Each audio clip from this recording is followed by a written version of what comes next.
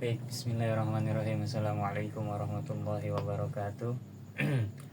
Alhamdulillah, wassalatu wassalamu ala rasulillah wa ala alihi wa sahbihi wa mawalah.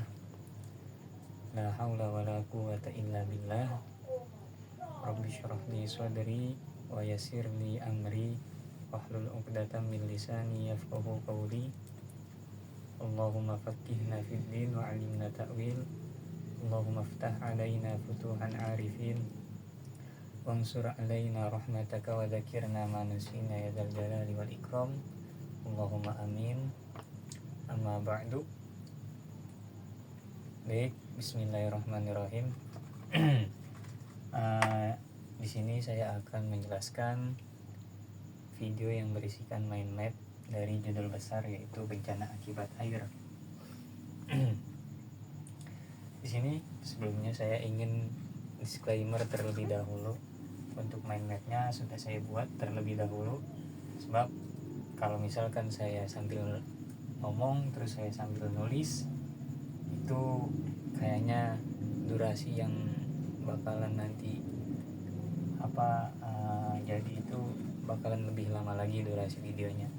Jadi sebelumnya udah saya tulis dahulu, udah saya peta-petain, dan di sini saya akan menjelaskan daripada judul besar bencana akibat air. Di sini saya telah membagi beberapa poin, diantaranya yaitu saya menyebutkan manfaat air terlebih dahulu, kemudian ada sumber bencana yang disebabkan oleh air, kemudian ada penyebab bencana akibat air, kemudian perspektif Al-Quran, bagaimana Al-Quran merespon atau memandang bencana yang disebabkan oleh air, kemudian kisah-kisah umat terdahulu yang telah disebutkan di dalam Al-Quran, kemudian ada macam-macam bencana air, kemudian ada dampak atau kerusakan yang disebabkan oleh terjadinya bencana air, dan yang terakhir ada hikmah yang bisa diambil dari terjadinya bencana akibat air. Ada berapa poin tuh? 1, 2, 3, 4, 5, 6, 7, 8. Ya, kurang lebih ada 8 poin yang akan saya jelaskan di video kali ini. Yang pertama, di sini saya menyebutkan manfaat daripada adanya air. Jadi air itu memberikan manfaat bagi kehidupan makhluk hidup yang ada di dunia ini. Sebab air itu menjadi sumber kehidupan daripada makhluk hidup yang ada di dunia. Di antaranya yaitu bagi manusia, bagi hewan atau binatang, dan juga bagi tumbuhan. Selain menjadi manfaat atau menjadi sumber kehidupan, air juga bisa menjadi sumber bencana bagi mereka.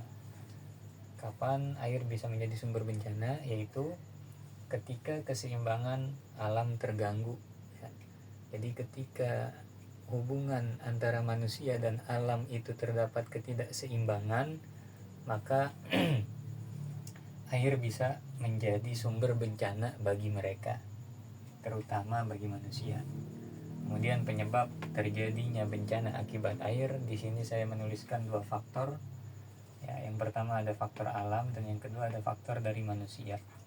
Faktor alam diantaranya yaitu disebabkan oleh cuaca ekstrim, pasang surut air laut, gempa, tsunami, dan lain sebagainya. Kemudian faktor yang disebabkan oleh manusia diantaranya yaitu ada penebangan hutan, kemudian ada buang sampah sembarangan, eksploitasi sumber daya alam berlebihan, dan lain sebagainya.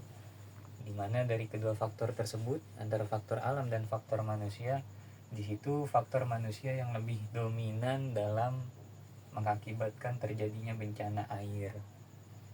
Selanjutnya, setelah penyebab daripada bencana air, di sini saya menuliskan perspektif Al-Quran, bagaimana Al-Quran merespon bencana air, yaitu yang pertama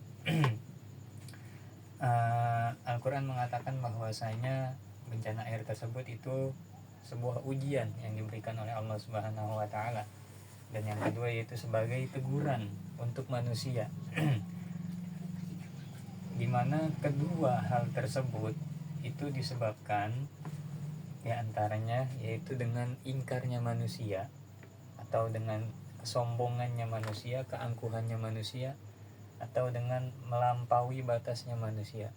Jadi ketika manusia melampaui batas, ketika manusia ingkar, sombong, angkuh, merasa bisa, merasa mampu dan lain sebagainya, maka air bisa mengakibatkan manusia tersebut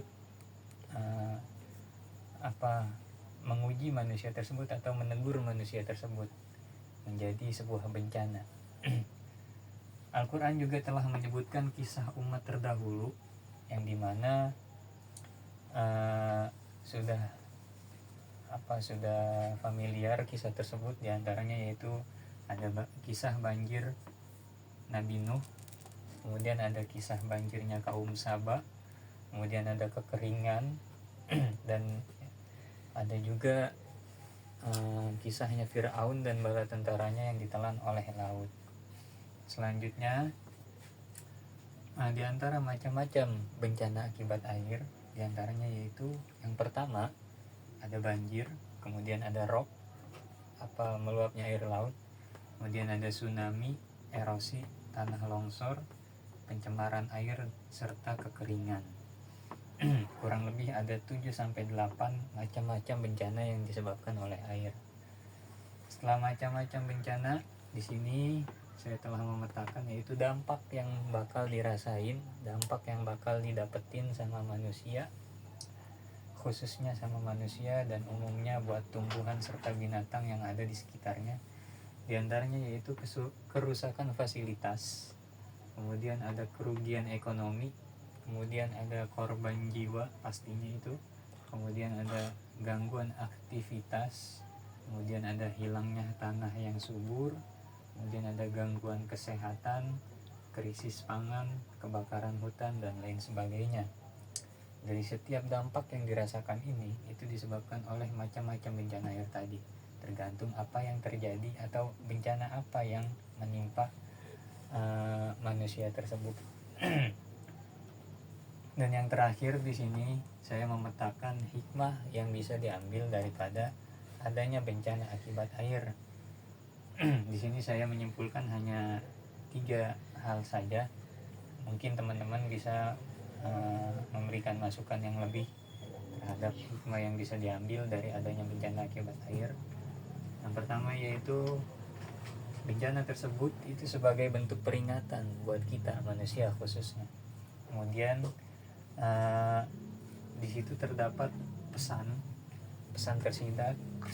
tersirat, yaitu kita disuruh menjaga amanah yang telah diberikan oleh Allah Ta'ala, di mana dalam Quran surat Al-Baqarah telah disebutkan bahwasanya kita ini manusia itu dijadikan sebagai khalifah, di mana khalifah itu dititipkan amanah untuk menjaga apa yang ada di bumi ini.